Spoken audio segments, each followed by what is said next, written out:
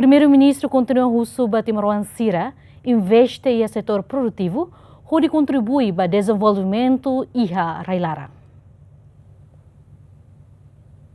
Lihusi konferensi imprensa ya quinta semana Primeiru-Ministru Kairala Sanana Guzmão, husu timoroan sira, kontinua investe e setor produtivu, hodi kontribui para dezenvolvimentu iha laran. Chefe governo atu assunto foi em visita para província Hunan, República Popular Sina, onde observa investimento iha área oin, nebema governo Sina halo iha província refere, no dadang nemos governo Timor-Leste serviço mutu ko província Hunan, República Popular Sina, onde halo investimento iha Timor-Leste.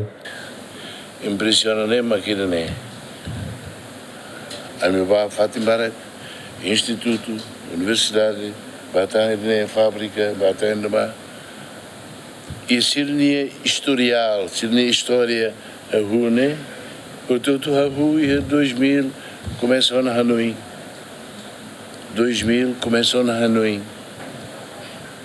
Alceida, e áreas oioin. Começa a estudar, 2010, o sindicato que se rebelou na Halobut Ruma. Exige uma querida, timoroan sira,